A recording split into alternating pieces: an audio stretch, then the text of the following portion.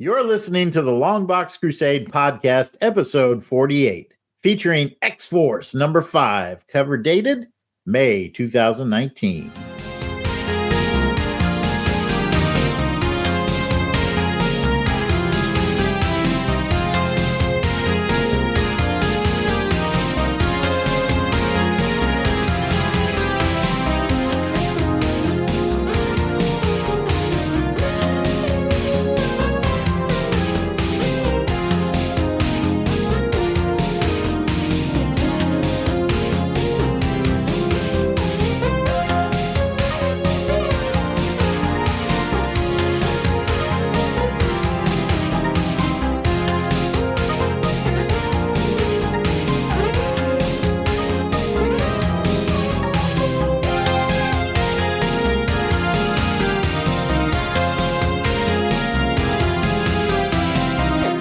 Hello and welcome to the 48th episode of the LONGBOX CRUSADE.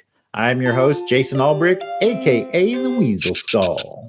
The LONGBOX CRUSADE is a podcast where each episode, a random cover month and year is chosen, and then an issue is selected from one of the LONGBOX CRUSADE crew members' comic collection. Each episode we will summarize, review, and reminisce about the issues, ads, and events of that time period. And joining me for this episode is, we'll start out with the founder, Pat DJ Cristados, and he's going to tell us, how many words is it? 10 words or less? Our crusade? 10 words. 10. It's freaking 10. You got 10 words to talk about that just regale us what your greatest crusade since our last engagement is.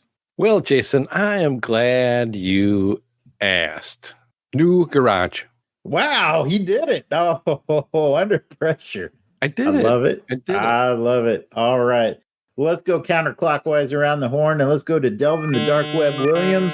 Delvin, 10 words. What you been up to? Praying for the people of Western North Carolina. Oh, amen to that. He went classy on us. Yeah, go before me, and he went classy. Yeah. Now I got to start looking where other disasters I can jump in. Yeah, I'm sorry, y'all. It's on my mind. It's just a crazy happenstance. Let me tell you how freaking turned around I was about it.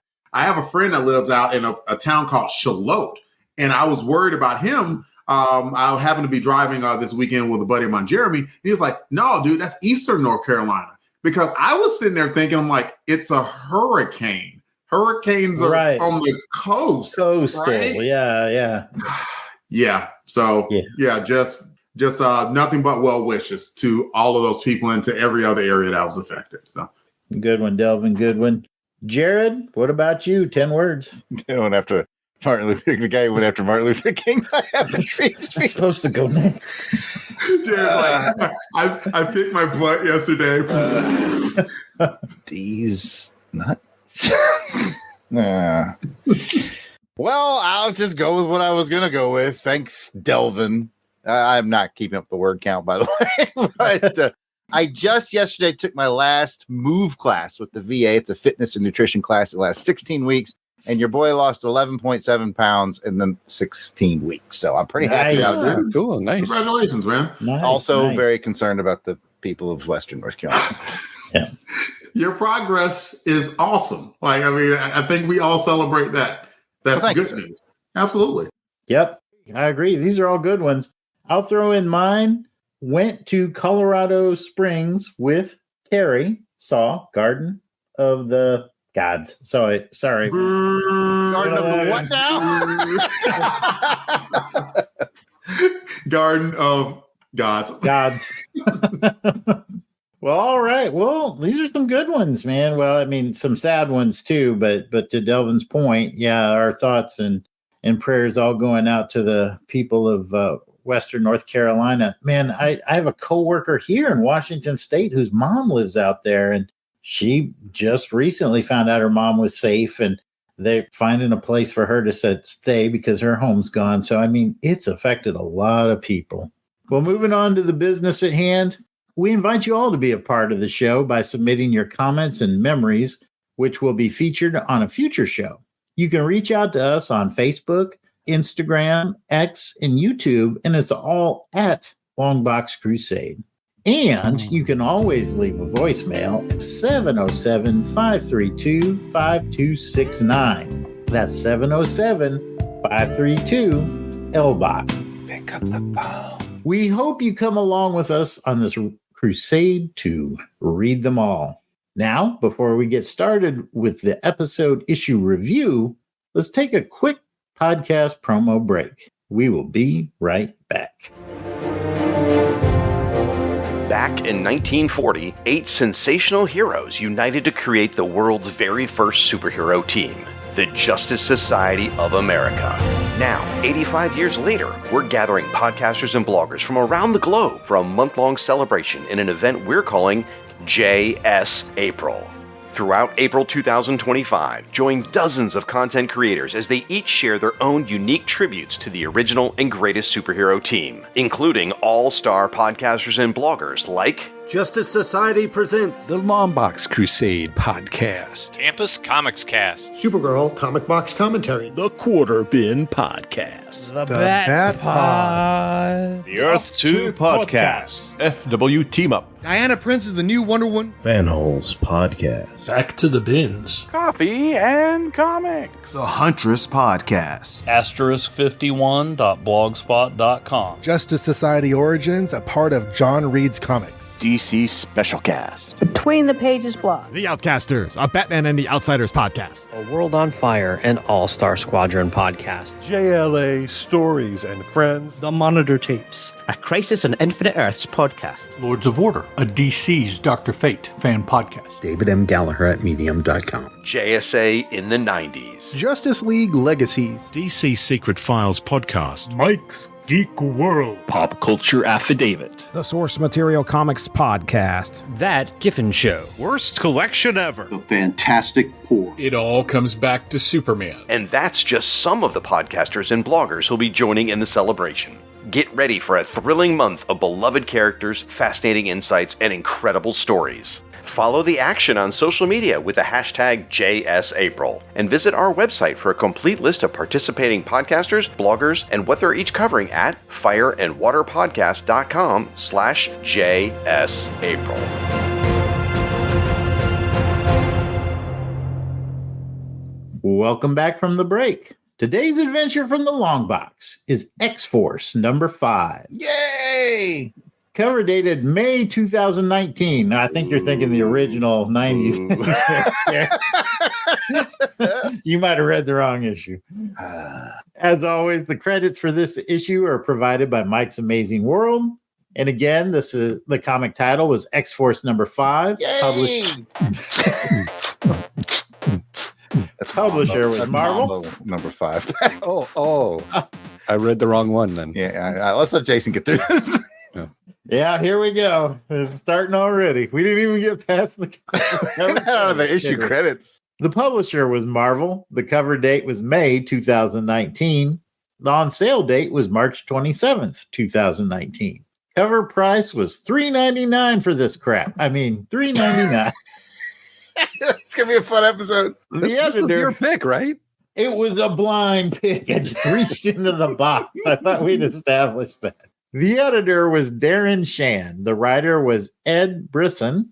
I think that's how you pronounce his name. Somebody correct me if I'm wrong. Artist was Damian Cuchero. The letterer was Corey Pettit. And the colorist was Jesus Abertov. It's reprinted in X-Force number 5, a variant, and in X-Force Sins of the Past trade paperback, also in 2019. And I'm going to pass it over to Jared for this next part because this looks short, Jared. You have a lot to say. I will come in with your cover description. Uh-huh. All right, here we go.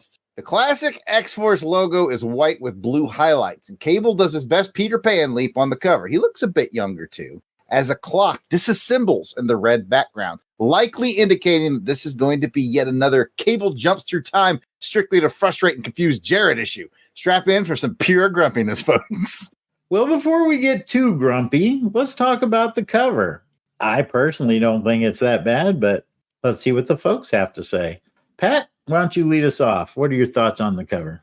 Well, let me tell you. 1, 2, 3, 4, 5. Everybody, number 5 again. Yes. Okay, I'm done. Or am I? This is a different kind of looking cover. I wasn't sure what we were getting into. I didn't really notice that was a clock in the background until Jared said it. I just thought it was like some weird stuff going on, like some alien thing kind of chasing Cable, and that he was, kind of leaping out and giving you that action pose. But all in all, I don't think it's not a bad cover. I like the color concepts on it. And to me, Cable's kind of an interesting guy. So I'll leave it at that. Yeah, I agree. I like that action pose. All right, Jared, what do you think? It's not bad. I really like the color work. I really think the color work is outstanding. I like the way that they use the disassembled clock, even though it made my heart heavy when I saw it. I was like, oh, it's Cable. There we go. Jared doesn't do well with this kind of stuff, and that'll become apparent later on. But it's not bad. I like the two-fisted guns that he's got going on. And if I'm honest with myself, I was a little grumpy about the cover at first because like, man, why does Cable look like he's like really young? But then I read the book and I was like, oh, it's because he's young in the story. So I can't be salty about that. But I do like how the blue accent from the X-Force logo goes nicely with Cable's boots and gloves. And I think that's a holster maybe on his hip. I don't know. Maybe it's just trim on the outfit. Can't remember. Anyway, it plays nicely. The color balance is what's best, even though the image is not bad at all.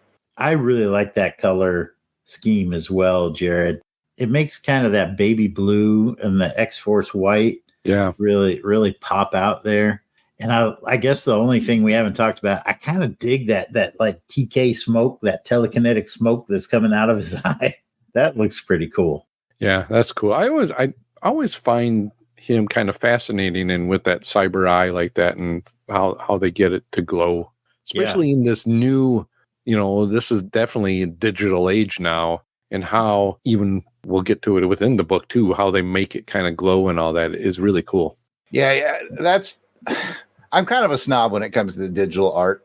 I prefer the old school, but I gotta admit, like, what an absolute pain this cover would have been for an inker to have to do those gears. So I get it. It does make for a really striking cover, and digital probably saved literally maybe 15 hours of work because of those gears. I just read Auburn Elvis's comment. Yeah, let's just do that in there. Auburn Elvis says the cover looks cool. I could see someone getting fooled into buying this issue. That someone is the host of the show tonight. We'll just leave it at that. Oh, we probably should tell people that Auburn Elvis's comment is because they're in the super secret chat. It's one of the perks of Patreon membership that sometimes you get in on secret recordings that the public doesn't get. Anyway, sorry, I had to do the plug. Back to you, Jason. That's right. You're in the speakeasy tonight. So Delvin, if you're ready, why don't you tell us what you think about this cover? I mean, it's not a bad cover. I mean, I know this is young Cable. I can't remember when they rebooted him. Like the old Cable died and then a young Cable came back. And anyway, so yeah, like, you could tell that like probably the image in the back is more computer generated, looks like. And then the image in the front is what was drawn, but it makes for a very good effect. But, and when we'll get into this, when I talk about the story, it's like, so why isn't this an issue of Cable and not X-Force? Because it was all about Cable. But, regardless, sometimes they do that in team books where they spotlight an individual or two people. So, I mean, it's not completely foreign or anything like that, but the spotlight was on Cable and therefore the cover was on Cable, and it was a good drawing. Agreed, Delvin. I think we all like the cover a little bit. We'll talk about the content here momentarily, but before we move on, I think we should read this comment from Kathy. And Kathy says, "It looks kind of steampunkish. I like it. It might just be the video, our video here. Is it blurry or softened on the actual cover?" I'm looking at the actual cover. And it looks like there are pieces of it that are blurred. Mm-hmm. Yeah. Like it kind of intentionally, like maybe the gears are in motion in some of the picture here. Yeah, it definitely helps. It definitely helps pop the drawn image too. If he's sharp and in focus and it's a little slightly blurred in the background. Yeah, it's a little camera trick they like to use now with these digital ages where they kind of blur out the background, making the subject matter, who is Cable, actually pop out. And, yes. We already have one artist. Everybody. I'm sorry. It sounded just like me though, Pat. You're in charge of the beat, man. You're in charge of the beat. Okay, let me count it down now. 1, 2, Christmas lights. 3, 4. Stop What? No, nothing. I guess it's time for us to move on to the synopsis.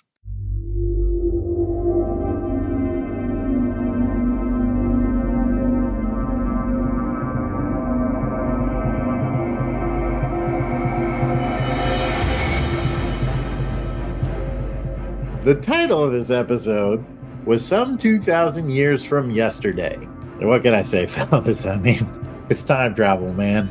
I guess this is the part where I try to save us all from Jared's grumpiness, and I'm going to do my best, folks. This is what I think's happening, all right? Apparently, a young Cable has been sent back from the future to assemble X-Force and undo the mistakes of his older self, who apparently allowed the young X-Men to jump to the future to help the modern team, and it's causing massive disruptions. This issue tells the origin of how young Cable, a fierce resistance fighter in the future, begins to experience strange and destructive alterations in his reality due to the mistakes of old Cable in the past. Some weird-looking dude called Blacksmith arms young Cable with advanced teleportation and time warping technology and burdens him with the mission to return to the past, set right what went wrong, and hope that his next leap is the leap home. Nice. Okay, that part was me trying to soften Jared up a little bit, but that's the gist. Well done. So our story comes full circle at the end with Strife and his team setting forth to stop Cable and X-Force. It seems that they have had enough of this time-changing business, and I think I'm on Strife's side with this one. So let's see what the other folks think. And let's just get it out. Jared, go ahead. What'd you think about the story? Oh, you want to get this done early? Okay. Let's talk about Jared's bugaboos for a minute. Jared's bugaboos is like hyper convoluted time travel, forwards, backwards, side to side, cha-cha real smooth. Not my thing. So, all right, we've already got one that's right. Now, you're right. I like Quantum Leap. I like the jump back, fix something for the future. I got that. So, okay, this is a little more complex than that. All right, so there's that. One of my big bugaboos, this is one of the reasons I have a hard time getting on board with Lord of the Rings. We're going to lose all of our Lord of the Rings fans right now, is why does every character have like 6 names? Oh, he's Strider, the Ranger, the King of Gormond, or what? He's got like 9 names, and I can't keep up any of them. And I'm like, who the heck is Dayspring? Okay, I don't know. It's Nathan Dayspring. I guess. So that was a challenge for me. Another bugaboo of mine, all of our listeners know, I go up against Claremont a lot because of the wordiness. And this book was like 70% just explanation, and I couldn't follow any of it because I'm a time travel moron. If it's not Sam Beckett going back or the crew of the Enterprise going to pick up a couple whales, I just don't get it, and it's difficult for me. All right, what other bugaboos do I have? Oh, there's pages just covered with words. Okay, this is going to bizarrely turn to a positive. About 2 days ago, I started reading it, and I quit at page 9 when it was just covered with words, and I just didn't care anymore. I was like, I quit. I'm not going to read this. And then I was wondering. And I was like, today I was like, you know what? Jason's been beat up too many times in Crusade. I was like, I gotta finish the book for Jason. And because I didn't know if you loved it or not. So I was like, all right. So I said, I'll finish it. So I did. And I came away with what you kind of came away with, Jason, in the summary. You might have been joking, but I was like, why am I more excited to see Strife put the kibosh on this plan? Like, it was kind of neat to see Strife. I probably should have prefaced the whole thing with I haven't read any X-Force comics since the 90s. So at least there was things I could relate to. There was Cable, although he looked different. He was young, and they called him a different name. And I saw some of the other X-Force members that I remembered, and there was Strife. So like there's parts there that got me through it. Yeah, me too. So there was that. And I just feel like I just thought of something. I feel about this the same way I feel about that movie Inception. Like, I know it's a good quality product, but I just can't bring myself to care about the multiple layers of it. I just can't get wrapped up in it. So I guess this whole first thing is less about the book and more about me and things that I just don't gravitate towards. But that X-Force logo on the cover is awesome. It is awesome. And Auburn Elvis is right. It tricked me into buying this book. But, I'm going to be a little harsher on it, Jared. I think that, if we look at like Quantum Leap, there are several seasons of Quantum Leap, dozens and dozens and dozens of episodes. And you could tune into any one episode and you just get the opening credits that it kind of tells you like, hey, this is what happened. And now you're going to jump into this thing and he's going to solve this problem and be out of here. So, and I think in the old school comic book world, you would get at least an entry point where you could orient yourself to what's going on. I opened it up and I see like Warpath is on death's doorstep. I'm like, is anybody going to explain to me what happened to him? Like, what are these people doing here? They even had like a little preview prologue at the beginning, which I read. And when I finished that, I was like, I'm in trouble. Yeah. I read the primer and I was like, oh man, I'm not doing good. And Auburn Elvis mentioned something in the chat too. He said, how many characters did you recognize from this book? And I was like, if old school X-Force members were on like Warpath, Domino. Yeah. But I did get a kick out of the fact that like it felt to me like all the other characters, like what's his name? Brisson, the guy who wrote this. And he might have had some sort of like random superhero name generator off screen. Chat GPT just names out. I was like, these names just feel like they're like the Mystery Science Theater guys will sometimes just rattle off a whole bunch of fake superhero names when they're doing movies like X-Men and stuff. And this felt like that.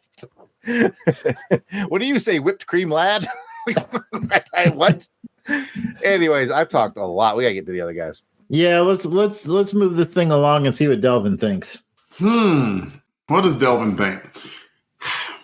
I've got a lot of Cable books from the 90s. I mean, like 100 or so. I know that much. And I know I collected probably all of the first run of X-Force and then maybe another iteration of X-Force when they were like wearing all black. And I think Wolverine was on the team and they were just murdering everybody. Oh, yeah. That's like when Yost was writing it. Yeah. And it was super freaking gory.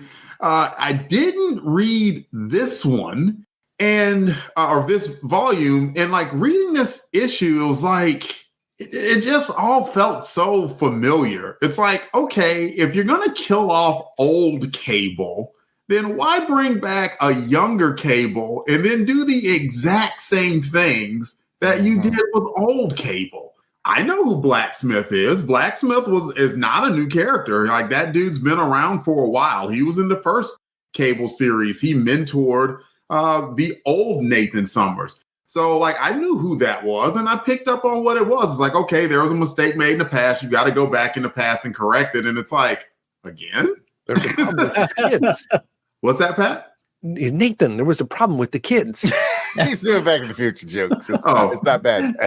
Gotcha. For the Back to the Future fans, it's good. Yeah, so like that was the thing to me. It's just like, and why would any other member of X-Force care? Like, to me, it almost put Domino, like, she has more depth than that. Why are any of them following young Cable? Like, that was a fundamental question I had as well. Like, what's uniting them in this quest? Yeah, like it was. And so, I mean, from this one issue, I mean, and I know, we just pull one at random, and that's the beauty of original Longbox Crusade. But I was just like, okay, like, why are these dudes dying for him? At least like the first X-Force, it had a purpose, like, I mean, the underlying issue was that Nathan thought that Cannonball was going to be the one. And so he was sort of grooming him. And then they sort of, went on from that. And then when X-Force was rebooted, they were kind of like a Black Ops team. It's like, okay, that's easy enough to understand. It's like, what's the point of this X-Men? This X-Force. I don't know.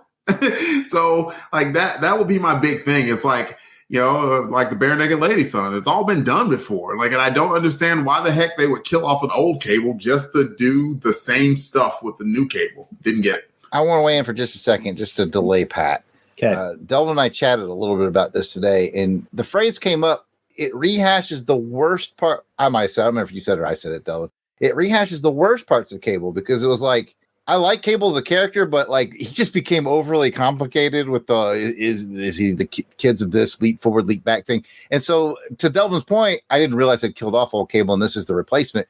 But now that I know that, I'm like, why did you keep the worst parts, the hardest parts to understand of old Cable when you could have simplified this character a little bit? And seems like they didn't take the opportunity. No, they went completely the other way. Yeah, and maybe I'm in the minority, and I'd love to hear from people in our listening audience. Do you like that sort of convoluted, and I don't mean it in a negative way, just like the complex background of Cable? If that's something that's attractive, I'd love to hear from readers who like that, because maybe it's just a Jared thing. Because like they did that with Wolverine for the longest time. And it was kind of cool. And they did it with Cyclops. And then they're like, there's a third one. Do you know there's a third Thomas brother? But like, and so like they have to bring up some mystery. I get it. But like after a while, like if it's the same mystery, you kind of get a little tired of it. Yeah. And a missed opportunity. If you're going to kill Cable and replace him, the new guy's name should be Streaming. Right? I get it. All right. Streaming killed Cable. Well, I think Pat had enough time to go make a sandwich, eat the sandwich, do the dishes, and he's back now. Pat's gonna be like, I love this book from top to bottom. So let's hear what Pat has to say. Pat, are you kind of in agreement with the three of us, or are you seeing things a little different? Well, I love this book from top to bottom. I thought it was really good. I love it, man. I love it. Yeah, no, actually, I do, and I'm not joking around. That I get what was happening in this one.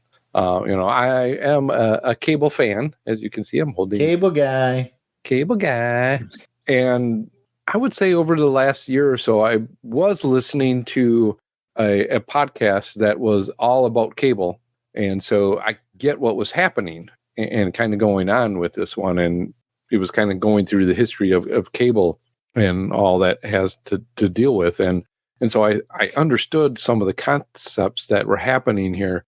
The old Cable did something wrong or so the timeline got kind of messed up. Hank brought back the original X-Men, brought them to the future to try to help something out, but that screwed up the timeline. So those people, they got to get those guys back. Otherwise, they're screwing up all the rest of this timeline that's out there. They kind of go over that a little bit in this one as well. And so they send young Cable back to undo everything somewhat. So my nose just started bleeding. I knew some of that stuff was happening. So when I was actually reading, I'm like, oh, so this is kind of in that era where that begins it.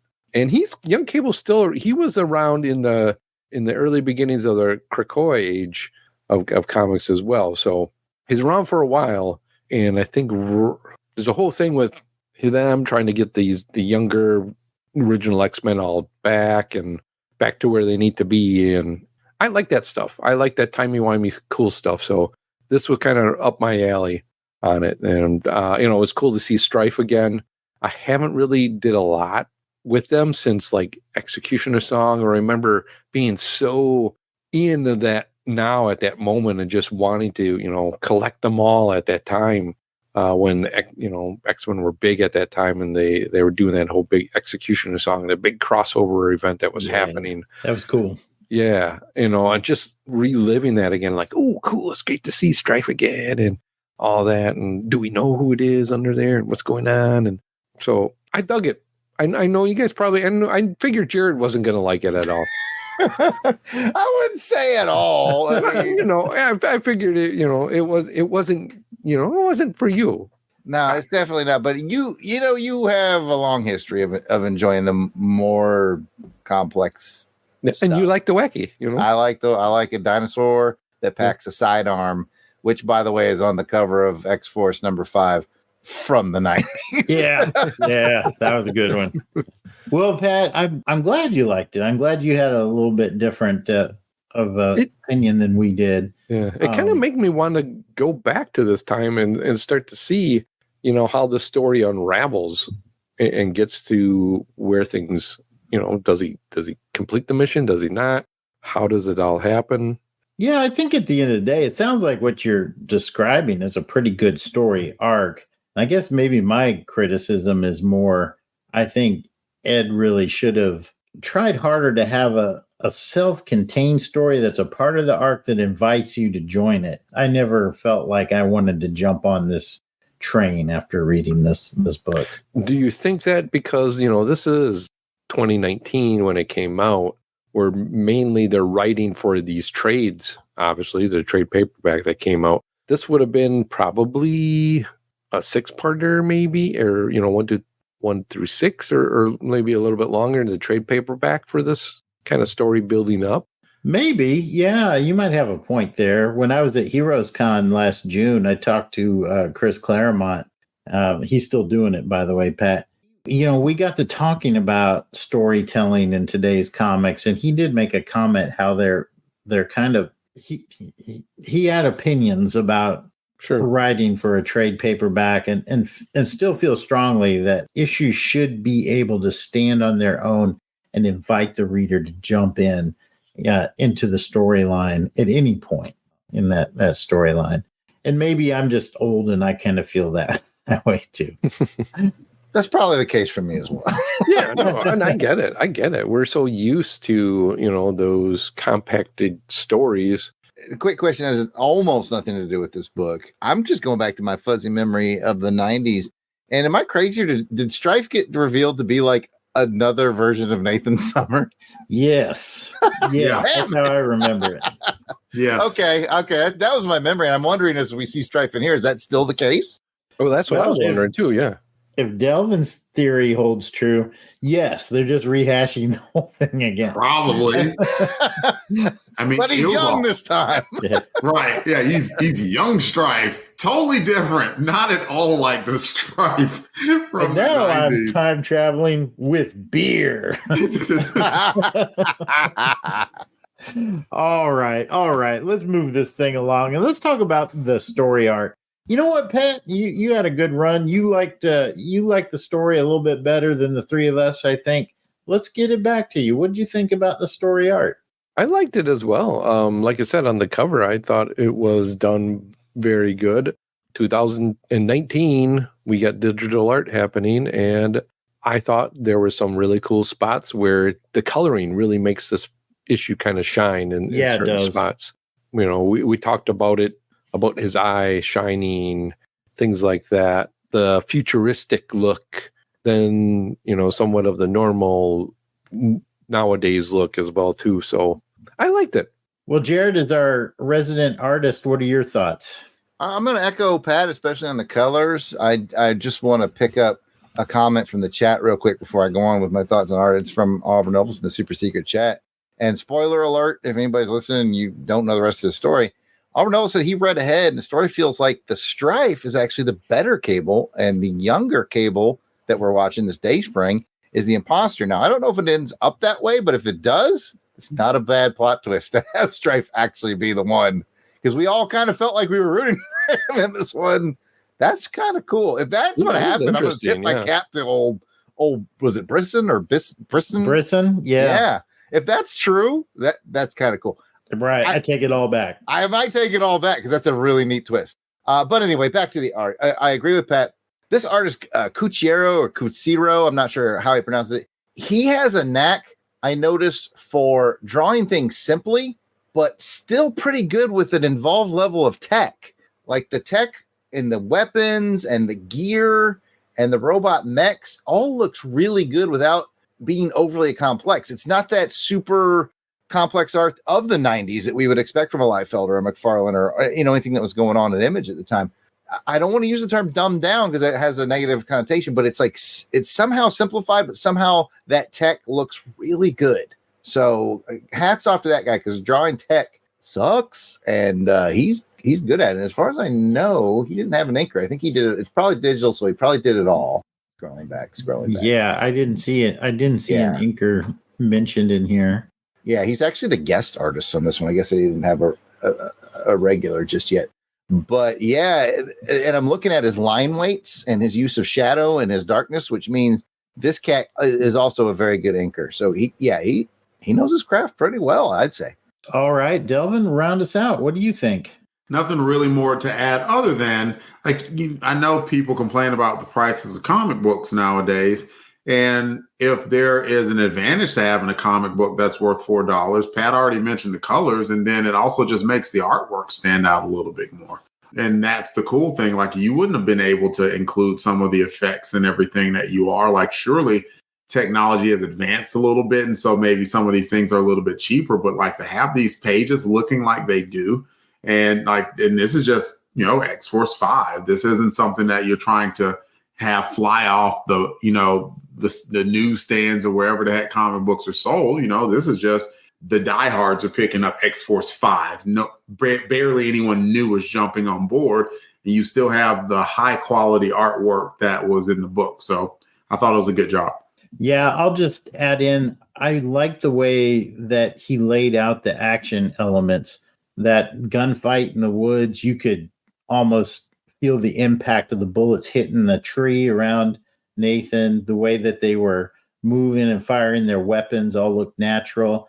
And then it got really freaky as people started like warping in and out. Yeah, you could almost see that in a movie or a TV show playing out in your mind. And that's really, to me, it's telling of a good artist who can just put these images in my mind and pull my eyes across the page almost effortlessly. So if anybody could do a movie about Cable, I would trust the MCU to do it. But maybe if they found a way to streamline it and sort of make Cable kind of like a Quantum Leap type character, that'd be intriguing. It absolutely worked for Booster Gold when they relaunched him. That's exactly what he was doing. You bring that up, and I think as we're talking through this, I feel like back then, even once they started kind of figuring Cable out, Cable is like the Terminator, right? He's a guy from the future that gets sent back to the past to kind of fix something, and you can see that cybernetic stuff in him, coming through with the eye. It just gives me some Terminator vibes. I thought the same thing too, Pat. And this is where I'm going to be a hypocrite, because Genesis is probably the most overcomplicated of those Terminator films, and I rather like it. So I'm just betraying my own self. Yeah, you're right, because Genesis is itself trying to fix itself. It's everything I just said I hated, but some reason I like that movie. I like that movie too. I thought it was good. I didn't hate it. I'll say that. All right. Delvin didn't see it. I'm just going to go ahead and speak. No, we're just going to assume Delvin didn't watch it. I resisted making it seemed to have an invisible touch. I was waiting for it. Oh, yes. Well, that rounds us out. So, Jared, I'm going to turn it over to you. That must mean we're going to talk about our favorite page of art from the book. So, although I suspect this is all digital, I could possibly be wrong. But if we rolled up on old Damian Cochero, hopefully that's how he says it, at a con, and he said, "Hey, I'm glad you guys liked my art in that book. Here's a page. You can have any page you want. Which one did you like the best?" We'll start with Pat. Well, Jared, I'm glad you asked. I'm going to choose the page where the world around him is kind of falling apart, and he does his first kind of body slide, or he calls it time slide now. And then the last panel is just like, shroom, and it shoots him away like that. I think that's a really cool page. And you get Cable full body figure with I love it, somebody with that capey kind of a hoodie thing. I wish I could get away with that. It reminds me of Luke Skywalker, Jedi Knight with that cape. And then you get the eye glowing. Just cool. Nice. Roll it over to Jason. Is it cheating if I go content page 4 and 5? Because it you see here kind of. Yeah, it's a double page spread if I remember correctly. Double page. Double page. I'm going to say it's not cheating because I was going to pick 4 and 5 because I like those mechs out in the distance. I like that's exactly right. I like the mechs out in the distance. If I have to choose one, then it's 5. But I just like that whole spread. I think that's really, really cool. Good battle scene. I concur wholeheartedly. So that just leaves Delvin. I kind of like the page where they introduce the element of people are being lost to time, to where he saw 2 of his buddies and is like, what is going on? And all of a sudden they disappeared and this random chick appeared. He's like, who is this? She knew who he was, but he did not know who she was. And it was like, what is going on? So that one's good. And the last page of Strife, was pretty good too. It sort of had his team, he's kind of sitting there looking, all BA. And then at the end, they do the glowing eye thing. It's like every other person in this book had a glowing eye. Like, I guess it's just a thing. Dun, dun, dun, dun. With the glowing eye. With the glowing eye. Yes. Glowing eye. Yeah. So there's that. I take that page. That's it. And you know what else? He had a silver hand. Oh my! Don't get him started. Don't get him fired up. We'll be here till after midnight, my time. Oh man! Well, I think we all picked some great pages in there. There was a lot to choose from. The art in here is really good, and there are some memorable pages. Again, just well laid out, well crafted. Great job for a guest artist, in my humble opinion. I know we're going back a ways, all the way to 2019, fellas, but does this bring back any memories for you guys? Jared, we'll start with you. It's funny when we do books from like 1986 and I can be like, this is where I shopped, this is what I did. But we're going to 2019 and I'm like, I don't know. Sold some on eBay, I guess. Yeah, I probably sold eBay and did some conventions and yeah. So, man, I got nothing. I'll just say, hey, at this time, as far as comic books go, the only thing I think I had a loyal collection of, like subscription at the store, was the James Bond by Dynamite. So that's this era. I'm just collecting Bond at this point. And I don't know if I've been disappointed by the body or not yet, but most of those series were very solid. So that's what I do remember about 2019 is this would have been me collecting the Bond comics from Dynamite, which I still pick up from time to time. Me too. What about you, Pat? Any memories? Yeah, actually, May of 2019. What was the long box doing, Pat? What was the long box doing? What were the long box doing? I thought he was checking his iPhone for, the photo memories. I am. That's what I'm doing. Oh, I thought he was checking the long box episodes to see what the heck we were doing. No. Well, in June, we were getting together for Heroes Con. On my phone, you can see, there you can see Jarrett helping me change my pod there. Oh, yeah. Was that the first year? Was that the No, it was I think it was the second year because I got pictures of us. We're at the wing place and we're in that back room with Beatty. Oh, yeah. So that was cool. But going back to May, it's my birthday month. So, happy birthday to me back then. I'm a much older guy and I was much younger. So I was younger Pat back then. Young Pat. Yeah. You got time slide back there. Yep. Set him straight. It's at that time when in May, I got my first tattoo. And it's the only tattoo I got, but it's it's a tattoo of the diabetes thing. There it is, the real picture. And there it is on my hand. It's still on my hand. See? Got inked. Yep. So it was a cool experience because of diabetes that I have it on here. And not only did I get that, but my wife and my daughter got it as well, too. Oh, wow. Supported me. I didn't know we all got it at the same time. So, well, that's pretty cool. That was worth the conversation. Delvin, do you have anything? I am very glad that Pat came up with the idea of like looking up the photos. So I went to May 2019 and Jared and I did something in May of 2019. Do you remember what that was, Jared? Did I just send you a picture of it via text? I didn't look at that, but I did look at my pictures and saw that we both traveled down to Florida and watched a retirement ceremony of a buddy of ours, Lieutenant Colonel retired William Robert Kincaid, who we went to school with. And then like Jared was not able to stay, but I stayed afterwards, went to like, the bar and had like a little bit of a celebration with like, him and some of his old flight crews and stuff like that. And everyone was saying all these kind things about Rob. And I'm like, is this the same Rob? Oh, man. Good laugh. But yeah, looking at that picture, that was cool. And I got to see a slightly a younger Jay too. And I remember Jay wanted to sit beside me a lot. And so we sat beside each other, ate at Waffle House. I remember that too. That was real cool. What are you sharing, Jared? It looks like the screen's too bright, but it's a great picture of you and Jay Oh yeah, walking down the street hand in hand. Yeah, I really like that one. That. Yep, I have that one. Yeah, I really like that picture. That was a cool one.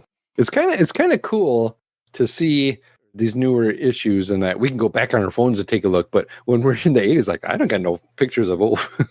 What the heck was I doing? What was I doing in 1980 something? But sometimes these phones can be good things. Auburn Elvis in the chat says in March of 2019 he started following Auburn Equestrian as they were on their way to being the sport's first undefeated national champions. War Eagle. And that really blossomed for Auburn Elvis. Like, he is like the guy for Auburn Equestrian on social media, so much so that I believe like he's done some stuff for Sports Illustrated around it. So that passion of his has really paid off. So he wasn't just horsing around. That was going to be my joke. Dang it. I'm hosting. Gotta be quick around here, Jason. Don't be such a naysayer. Nay. Well, I don't have my phone with me, so I can't cheat and look it up, but let's just make something up. Just make it up. We'll believe you. Yeah, and the Heroes, I do remember that Heroes Con fondly. We had a really good time. Yeah, we had a great time. So, yeah, good stuff. Good memories all around. Well, that brings us to the end of this part of the show. If you got a comment or a question, you can send us an email at contact@longboxcrusade.com or make a comment on Longbox Crusade X, formerly Twitter, Facebook, Instagram, or YouTube. And we will be right back. Do you like the Transformers? Yes. Do you like the Teenage Mutant Ninja Turtles? Do you like IDW Comics? And comic book podcasts? Then come check out Ninjas and Bots. Each week we look at an issue of Transformers or Teenage Mutant Ninja Turtles from their IDW Comics incarnation. We drop episodes every Saturday morning. Just like the cartoons we loved as a kid. The show can be found on your favorite podcatcher and at johnreadscomics.com. See you then. Now it is time to scan through the featured issue of X-Force number 5 from May 2019 for the top ads that stood out to us in a segment called Add It Up. Add it up. Add it up. So here are the ads that stand out for us in this issue. And Jared, we'll go ahead and start with you. All right. I like the Marvel Citizen watch ad, which is cool. I've always been a fan of the Citizen Eco Drive watch. I've owned probably 6 or 7 of them. Those are great because you basically never have to wind them, never have to charge them, because they'll take any light source and turn it into power. And some of them also take your body movements and turn them into power as well. So those are fantastic watches. That's why my watch dies all the time. No movement, no sunlight, right? Just in the dark being set. They're great though. Like if you ever do like leave one in a drawer for a long time, you come out and it's dead. You can usually just set it out on a windowsill for about 24 hours and it'll start going again just from soaking up that sunlight. It's really cool. So I love Citizen Eco Drive watches, and I had no idea that they had a partnership with Marvel. It looks like they have sort of an Ant-Man ad on this one. I don't know if it's specifically an Ant-Man watch, but it definitely has his color scheme, and that's pretty neat. Yeah, they have several Marvel style watches, and they did some Star Wars ones as well. So yeah, if you want to get your Citizen nerd on, you can definitely find some watches that match your style. I like this one too. I like the black. I'd never liked the ones that have like the little segments. You know what I mean? I like a solid band. So okay. So I like that. I like that black solid band look. That's pretty legit. Delvin played keyboards for a band called Black Solid Band. And Pat played drums. It's not a racial joke. That's right. It's true. It's true. One of our songs we did a cover of This is Mambo number 5. I knew it was He waited all episode. He brings it back. As soon as I started driving that double jug, I saw Pat like cooking it. He was like, oh. Nice one, Pat. Nice one. Well, since you've spoken up, why don't you go ahead and show us what ad you've picked? Okay, I do like that watch as well, but I'm going to pick the Thanos one, where it's talking about Thanos number 1. The reason I just picked this one is because, as we were talking about in this issue of X-Force, it was taking me back to earlier Executioner song, things like that. Really around that time is where my comic collection and starting to get everything that I could get my hands on, and just, spending all my money before I was married and had a girlfriend and all that. I would just waste my money on comics.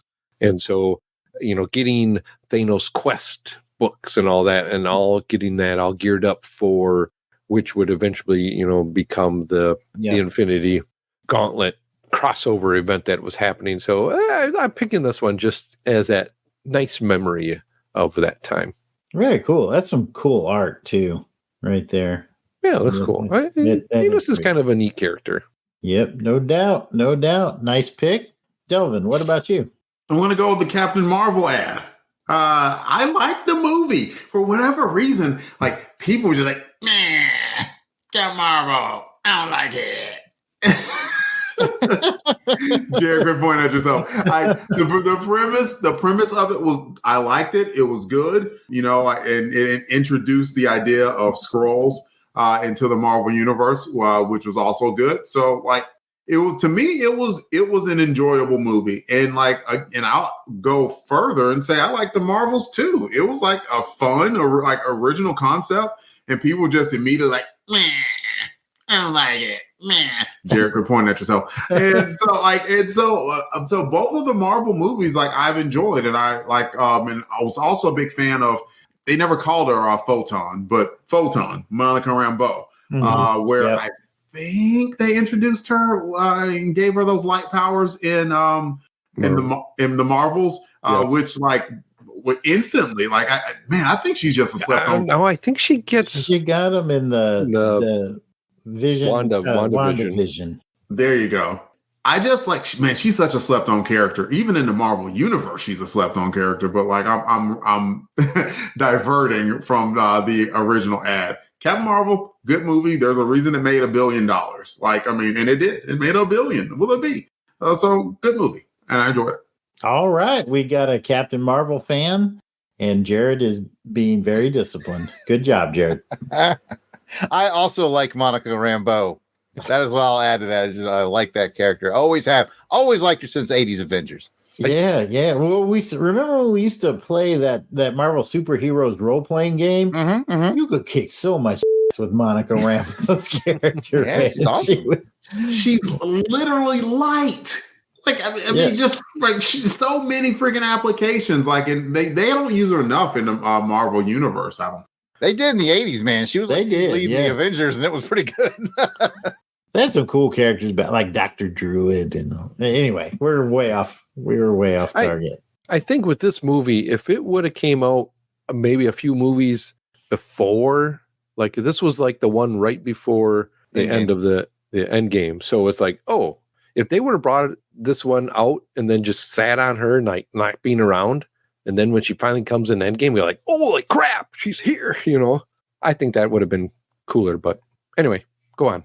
No, that's an interesting point. Yeah, I don't know. All right. Well, it's kind of lighted out here, but I like the Stan Soapbox, the memories of Stan Soapbox after Stan Lee passed away. I had the honor of meeting Stan Lee, and, he shook my head, gave me an Excelsior, and sent me on my merry way. He was really influential, I think, to all of us that grew up in the, 60s, 70s, 80s. We were used to Stan Soapbox. And so them dedicating some of these Stan Soapbox moments to this issue, I thought was pretty touching. So I selected that one for my choice. Very cool. Excelsior. Well, do any of you have a favorite ad or comment on this segment? Let us know. And again, you can email us at contact@longboxcrusade.com, or you can comment on the Longbox Crusade Facebook, Twitter, or Instagram page. Now let's continue on segment 3, which we call Way Back in Time. Once again, it is time to take another revealing peek back into history. What famous date shall I set it to today, Mr. Peabody? May 2019. Got it. And we got some major news now here. So, I'll just go clockwise and let Jared pick a headline that jumps out to him. All right. I will jump straight to the last day of May, May 31st. I knew you would. Because much like all the castings of this character, since the beginning of time. It's been quite the roller coaster. Okay. So on May 31st of 2019, they announced the new Batman would be played by Twilight star Robert Pattinson. And like I said, if you remember back to the 80s when they announced Keaton was going to be Batman, imagine if the internet had existed, okay? Because there was already turmoil without the internet. And of course, the whole Ben Affleck thing and this Pattinson one was pretty rough. I would say that Kilmer kind of got a pass. I don't remember anybody being upset about that. And Clooney kind of got a pass pre-release of the film.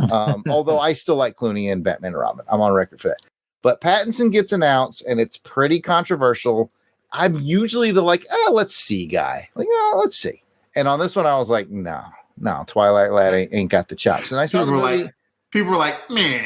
I was like, man, I was in full grunt mood. Well, I just got done watching Cat Marvel, so I hated the world and everything right now. I'm just kidding. I didn't hate Cat Marvel, by the way. I did not hate it. Anyways, back to what we're talking about. When they announced Robert Pattinson, I was a little bit like, nah. Did you like Captain Marvel? I did think it was okay. Anyways, I thought Pattinson's Batman delivered. I thought he did really well as Batman. I didn't like his Bruce Wayne a ton. He was a little too emo and whiny for me. And I get that he's young Bruce Wayne and he's going through his paces, but man, it just bugs me the way he speaks to Alfred. I'm just like, no. I know you hated that thing. Yeah. I totally agree. Like, you're not my dad. I'm like, yes, he is. Yes, the hell he is. You ungrateful little brat. Yes, he is. Oh, yeah. But he exceeded expectations, and I thought that movie was pretty good. Me too. Good one. Pat, what do you got?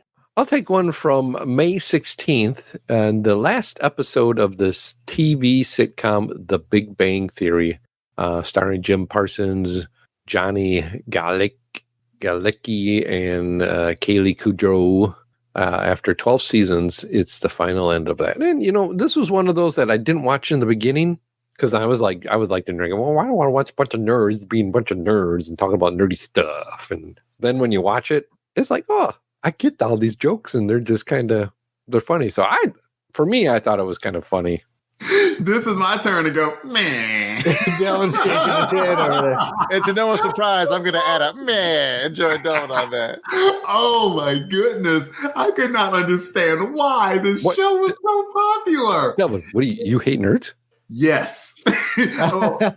or actually, to be more accurate, I hate their portrayal of nerds. Like what they did was like, hey, we're nerds. Isn't that funny? Not really. No. Like, I'm wearing a Flash t-shirt and I'm autistic. That's super funny. No, it's not.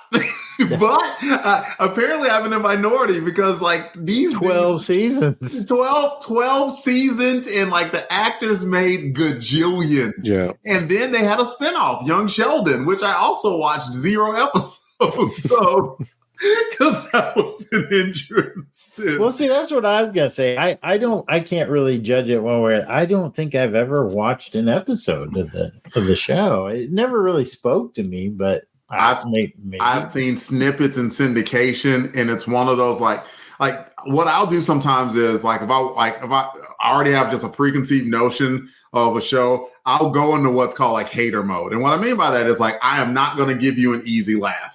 You're going to have to make me laugh. Like I did that years ago with Dane Cook. Like I heard all these bad things about Dane Cook. I was like, I'm going to listen to some of his comedy and I will not laugh unless I think it's funny. And then about like 5 minutes in, I was cracking up laughing and I shared it with Jared. And we probably had several bits of those like throughout the history of the Longbox Crusade. I do that with Big Bang Theory. Not what you told me. That's not what you told me. Tell him what you told me. So when it comes to Big Bang Theory, like I do the same thing, and it never makes me laugh. There's never anything where I just burst out laughing because it was that funny. It's humor, to use the Family Guy phrase, that insists upon itself, and it just. I think there's a certain thing about being in nerd culture, like all of us have been our whole life, and then having all these people who haven't been just constantly tell you love Big Bang Theory. Oh, you love it. I've had that happen. Yes, that I've had my life. Yeah, but people, you get that the 40th time you get it, you're just like, okay, I hate this show. I haven't watched it. I got the nice looking lady, and I got, Mm-hmm. You live in the Big Bang Theory, baby. Well, and the other thing too, I'm a big Bare Naked Ladies fan on both the group. And anyway, I do like them playing the theme song too. I just liked it because of the references to the geekiness that I liked. Sounds good. Like I said, have no point in reference, but you liked it. Apparently, there are a lot of people that agree with you because 12 seasons, man. That's true. That's phenomenon. All right. Well, Delvin, you've been patient. Which one did you pick?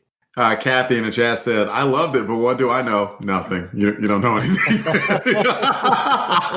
You like Fast and Furious, too. Everyone leave Kathy alone. Remember, I stood up for you. She's one of our two watchers tonight. I am joking. Like 50% of our audience. a friend of mine has used to always say, let people enjoy things. And if you enjoy it, then that's awesome. I'll read one comment. And how about kind of a happy one? May 1st, New York City officially names a street Sesame Street at the intersection of West 60. So you can't tell us how to get this. Clearly not. Apple. One last time. May 1st, New York City officially names a street Sesame Street at the intersection of West 63rd Street and Broadway in honor of the show's 50th anniversary. I think that's pretty cool. I loved the heck out of Sesame Street as a kid. I loved the count. It was cool. I was a math kid and he would sit there and teach you numbers, and I thought that was really awesome. He was pretty cool. Heck yeah. Yeah. He taught me to count to 5.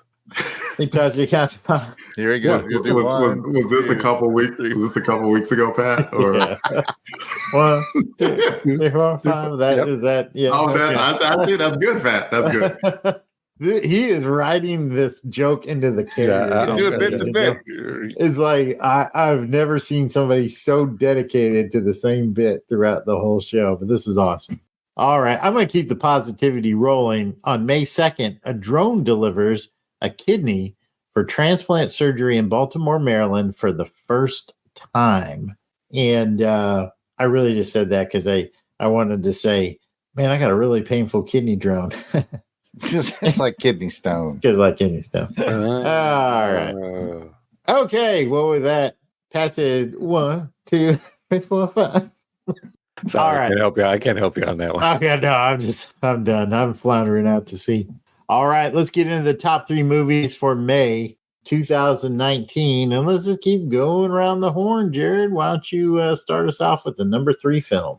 I'm glad you picked this one for me because I did see it in the theater, and I am just boiling over with livid anger that I didn't even know about number 2, but we'll get to that. It's so salty I didn't even know that was a thing. But anyways, the number 3 movie for May of 2019 was John Wick Chapter 3 Parabellum, and it made $171 million, and that is actually one of my favorites because it's got Halle Berry with those dogs. Ooh, those dogs were just awesome, man. Those dogs are like little missiles, just little furry razor blades just running all through the... Wow, that's cool. Between that and the scene where they're like fighting in a museum and he stumbles into that case and breaks the glass and realizes it's a case full of knives. I was like, oh. That was a lot of fun. Anyway, yeah. John Wick 3 came in at number 3. Fun film. All right. Well, Pat, your lucky day. You get number 2. I'm so mad. Yeah. Wow. Coming in at number 2 is a special engagement, a re-release of Batman Forever from Phantom Events. Cue the song. You know it's coming. Which one you want me to do? I'll do any. Well, I knew one was coming. I've been kissed by rose on the grave. Okay. So let's just get it out of our systems before we pass it over to Delvin for number 1. You gotta love it when Jason's trying to wrangle us in, like when he's usually the one that has the breakout song. Yeah. I'm trying to figure out. I mean, I love Batman Forever on record for that, but why did they re-release it? Was it the 14th anniversary? Wait, Batman Forever? Yeah, forever. Would have been the 24th anniversary. Yeah, 24th anniversary. It's a weird time to release it because it came out in 95. Fathom, man. Who knows? I don't know. I'm just mad I missed it. I'm sorry. Well, you didn't miss this one probably, well, at least the original. The number one movie of May 2019 that made $355 million was a Disney film, a remake of the movie Aladdin. Was that the one with Will Smith? Hey, Delvin, keep my genie out of your mouth. That would be funny. The genie come out and just smack Aladdin outside. You know, it's funny because when I heard they were redoing, I was like, man, like that Robin Williams performance is just how do you get in the ring? That? And Will Smith did a great job. I saw this movie and he was really good. It was. I like this one. Well, I haven't seen it, but people spoke. I didn't see it either, but you know, people can make fun of Will Smith all they want to. That man is insanely talented. I mean, he went from being a rapper then to the Fresh Prince of Bel-Air to being a leading man in Hollywood. Like that's box office superstar. Box office superstar. And he still pulls to this day. Like, yep, like people did the whole slap thing, blah, blah, blah. When Bad Boys 4 came out, everybody was watching it. So like enough said. Like the dude still can pull. I think I still need to see part 4. I haven't seen it either. I remember seeing 3. We covered it on Action Film Face Off. It did well in the box office. I know that, but that's all. I mean, especially nowadays, like it's weird. You'll come out, like you'll see a preview for a movie. It's like, oh, this seems like kind of cool. And it's like, oh, that movie made $7 in the theaters. It's already. It started streaming an hour after it was released in the theaters. Like, wait, math doesn't even work on that.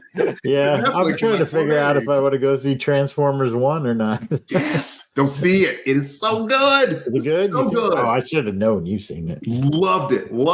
Highly recommend this weekend. Go watch it. It's so fun. All right. Well, we've gone through the movies. Let's go through the songs and let's take us around the horn again. Jared, what's number 3? Hey, I actually know this song. It's Sunflower by Post Malone and is it pronounced Sway Lee? Yeah, Sway Lee. And Sway Lee. My youngest son, Jay, really got into Spider-Man Into the Spider-Verse, and it's got a really good soundtrack. And this, you know how kids get when they're little, kind of get fixated. They want to hear or watch something over and over. This was his song. He wanted to hear Sunflower, and it's a good jam, and it's a lot of fun. I will rave a little bit about that entire soundtrack. That's good. Oh my goodness. Just like the level like that they matched with the movie and the songs that they came up with. 10 out of 10. That Hello Danger, man. That's what got me. What's up, Danger? What's up, Danger? God. Yeah. It was so good. So good. I loved that movie. Like, I remember the preview of it came out during the first Venom.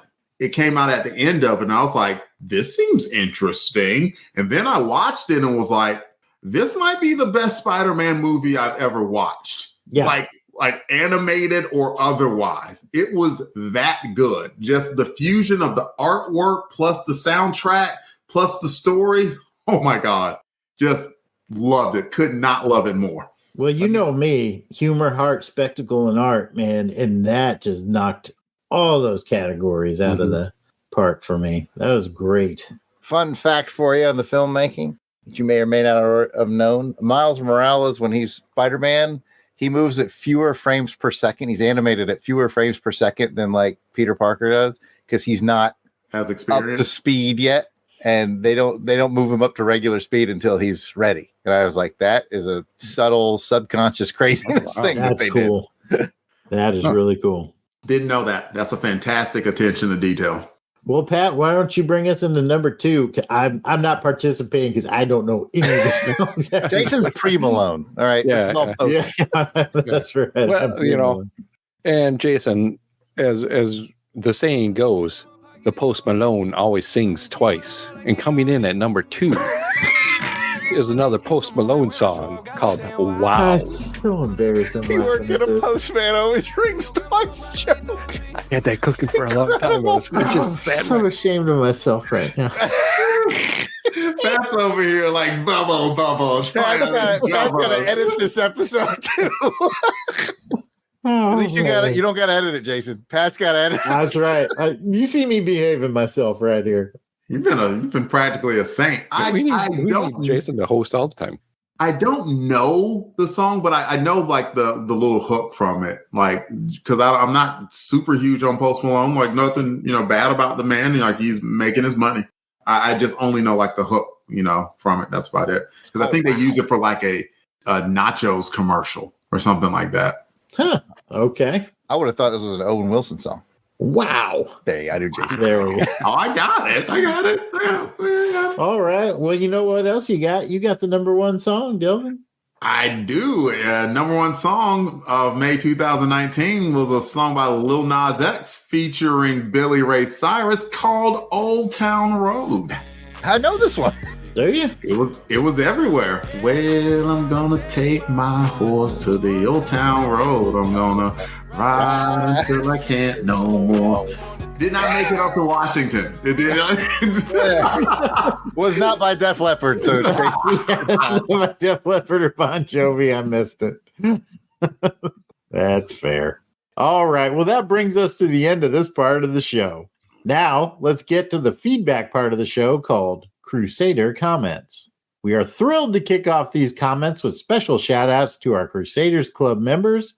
These are the fine folks that have joined our crusade.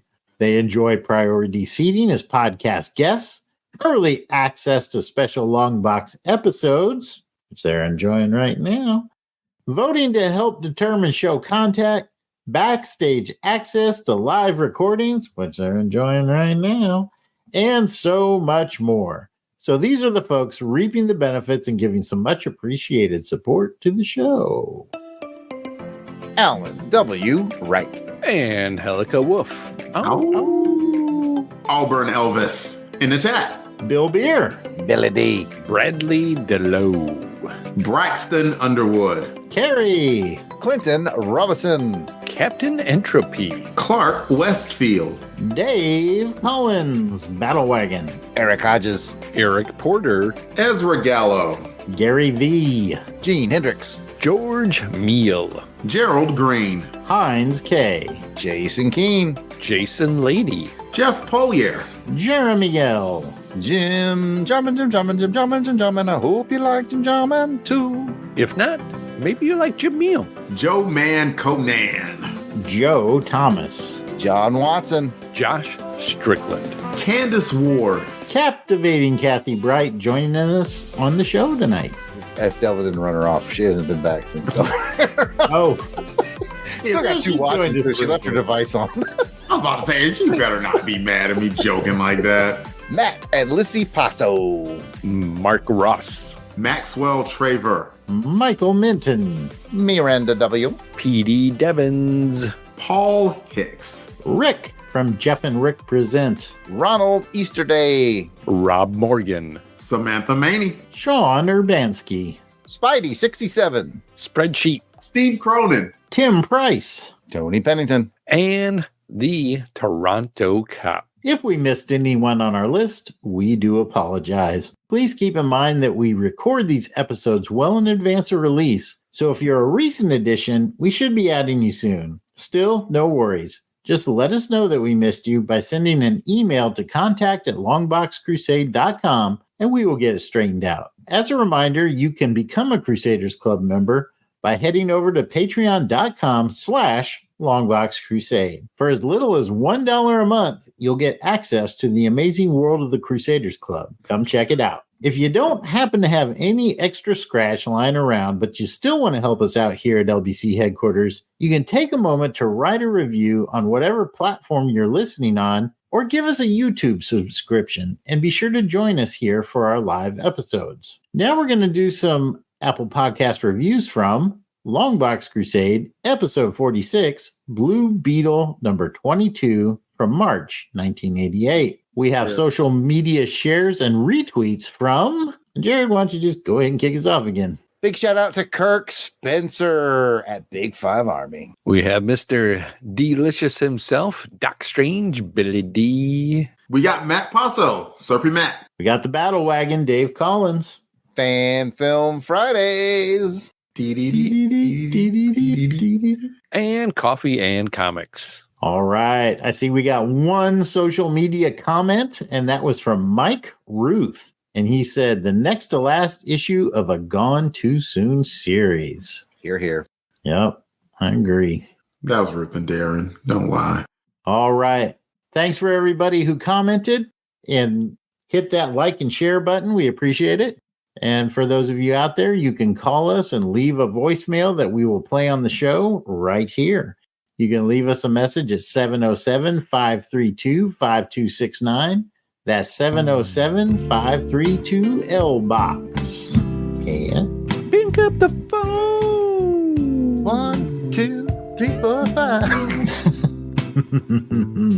Thanks everyone for the likes, shares, follows, and comments. We appreciate your friendship and help in spreading the word about this podcast. And that's the show. Be sure to check out the website longboxcrusade.com, where posts will be made for journaling this crusade. I'd like to thank Pat, Jared, and Delvin for joining me on this crusade. And before we go, let's find out where the listeners can find us on the internet. Delvin, go ahead and kick us off. Twitter X DEE_RAY1977. Instagram Delvin Array. Pat. Well, Delvin, I'm glad you asked. You can find me on the X at Christatos01. Jared? I am on X, Facebook, and Instagram. It's all at Yard Sale Artist. Jason. And I'm at Jason Albrick on Facebook, Instagram, and Threads.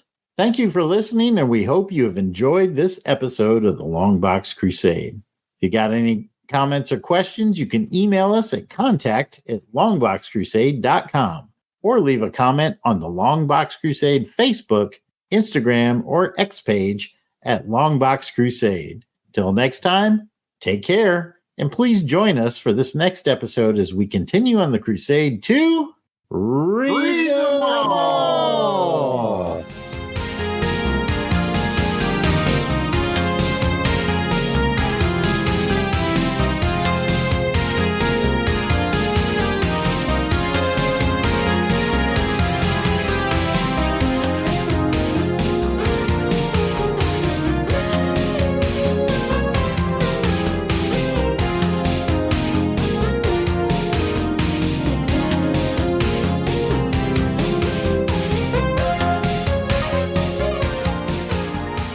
The intro music is provided by musical genius Joe November. Check out his SoundCloud at JOSEFLIN99. You won't regret it. All songs, song clips, and characters discussed are copyright of their respective copyright holders, and no infringement is intended. We are just fans that like to share our love of comics. Outtakes. The canon. She goes to a trivia competition every week, and she told me this week that the topic was going to be boy bands, and I knew she was going to. Oh man, that made me show up. I mean, she's like, "Where is I walked in the door, and people were like, "We're done." Be like us walking into James Bond trivia night, just like everybody else. Just get the hell out of here. Was the winning boy band O-Town? It was 98 degrees, Pat. No, that's my favorite band, O-Town. I'm sorry. Go ahead, Dylan. I was gonna say when we used to go to trivia here, anytime that the hostess brought like, and the topic is comic books, everyone's like, oh. I was gonna just say that Dylan and I used to play at Buffalo Wild Wings or Buffalo. Yeah, Buffaloes. Buffaloes. Yeah, not Buffalo Connection. Not Buffalo Connection. We were at Buffaloes, and they usually had a theme going. Right. And then we were there one night. It was like superheroes and their secret identities. And Delvin and I were just like, everybody else can. Oh, I'm sorry. We're not. Everybody else can F off. That's right. It was just mass slaughter in there after that. Like, who's getting all these questions right? It's a mystery. I don't know. Maybe it's what the hell is a Jay Garrick secret identity? What the hell's a Jay Garrick? Oh man. T'Challa with an apostrophe? What is that? Is that a root and his dad vegetable? was Chachaka.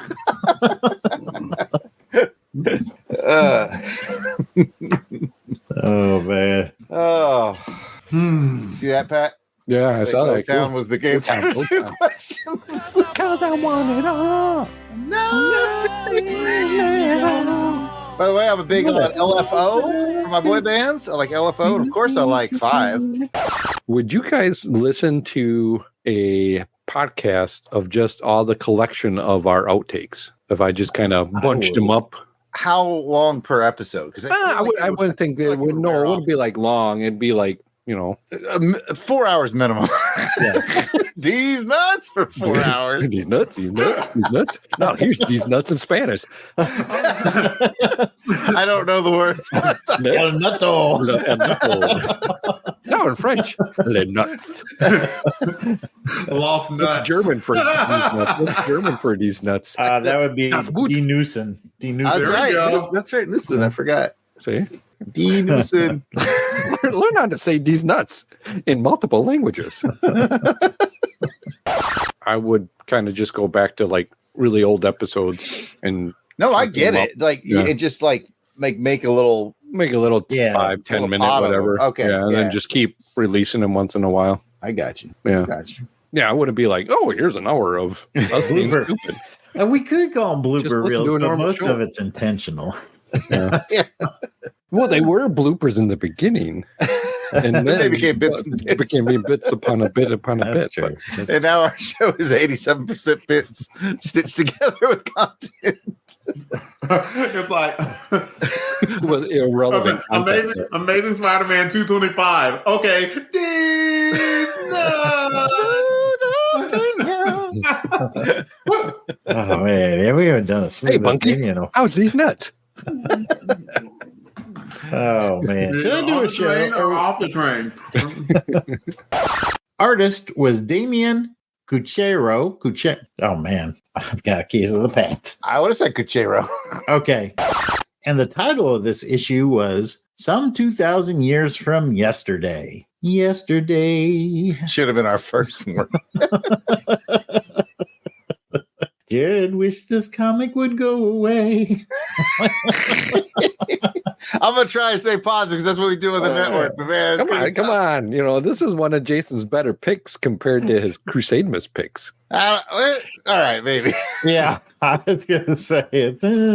That's a little needly, but Pat's still mad about the Shield episode from the very first season. Never gonna go away. Or perhaps Captain Carrot from recent Didn't even make the show, Pat. Didn't even make the show. Oh man, all the access. If we can get to 75 Crusader Club members, we will record the lost episode of the hell you say. that's gonna be you. Add it up, add it up, add it up, add it up. See what you got. You gotta add it. Okay. Hey, Jason, aren't you supposed to do like May 2019? May. Right? Like because because like you I was way just back gonna in time grab it out of it. Yeah. it's like blah blah blah blah. What time is it? And then you say May 2019, and it's like okay. Jason doesn't listen to I don't mind. He doesn't listen to the final episode. No, not usually. Jason. Okay. Absolutely. I just remember something I want to do for memories of March 2019. I think that's when Delvin started playing home skins. Ooh, yeah. I think that's right. How do you know that? It's a joke. Just because forever. All right, back to the show. More things for Pat to edit. All right. Well, that's all I got to say. All right. Well, thanks, folks. And bye. Bye. Good night, everybody. Good night, sweetheart. Well, it's time to go.